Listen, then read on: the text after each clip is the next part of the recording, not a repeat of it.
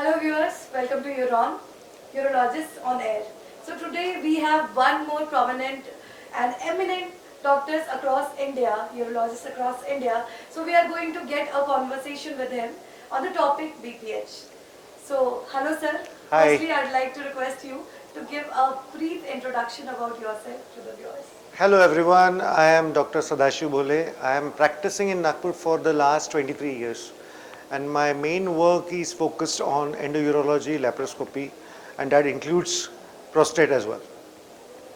So sir, my first question to you is why the cases of BPH are on high rise these days? BPH basically is a genetic disorder, but there is a lot of change in our lifestyle, in our diet. And second important thing, I think instead of the cases actually rising, we have a lot of awareness among men who are seeking medical help early. And that also basically points out to the success of our awareness programs where people are more and more coming forward with complaints and they are coming forward and demanding treatment, which they would have about 2 decades back would have ignored it, but they are coming early now. So twofold reason for the increase in the cases, I think. Yeah, lifestyle and the other positive side is awareness. Awareness, yes, yes, yeah.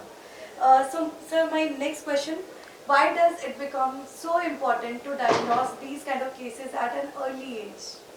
See, when you diagnose a case of BPH at an early age, one important aspect is you avoid complications in patients who will go on in a neglected disease. Second important thing is the quality of life. So any patient, any male who is coming at an early age and has BPH symptoms definitely has a downside in his quality of life. So we want to maintain a good quality of life. This is a quality of life disease. It might not be life threatening immediately, but we have to make sure that the patient has a good QOL and he has less symptoms. And treating early, you can treat with medicines and you can avoid or delay progression to more serious complications and disorder.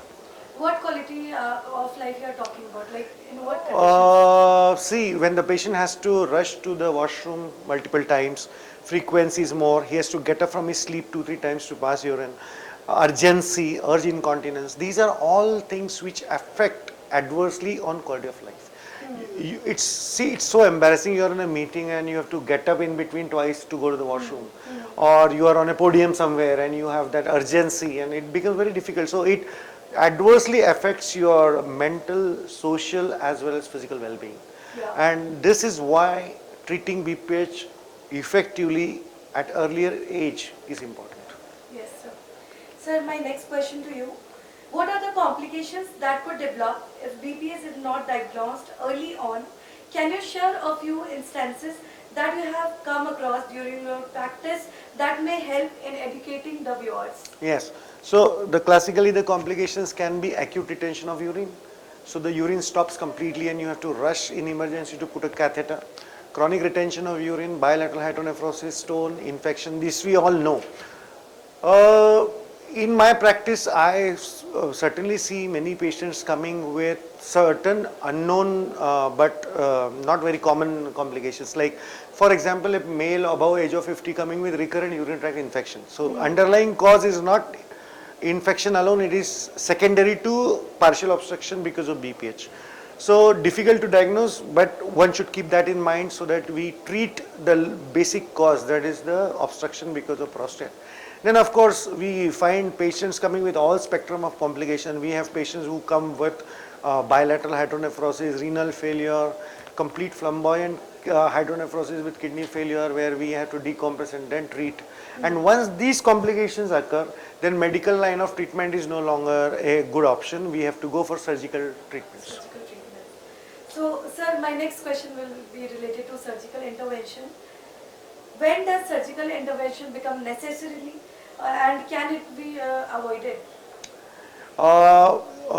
It becomes necessary when the patient is already on treatment with alpha blockers and the patient, in spite of taking medicine, progresses to complications or his symptoms are not relieved, or in fact his symptoms are worsened. His quality of life is adversely affected. Or if we come up with one of the complications of this disease, that is stone formation in the bladder, bilateral hydronephrosis, renal failure, recurrent urinary tract infection, retention of urine, repeated retention of urine, or chronic retention of urine. So these are classically some of the indications indications where we need to put the patient and change from medical management to surgical management. Yes, sir. One more question. Lifestyle modifications that are must for people between the age of 40 to 50 to avoid BPH. So can we, yeah. The routine kind of thing, but I don't think we have enough data to really support lifestyle modifications which will change the course of the disease. Because as I told you, this disease has a very strong genetic backup.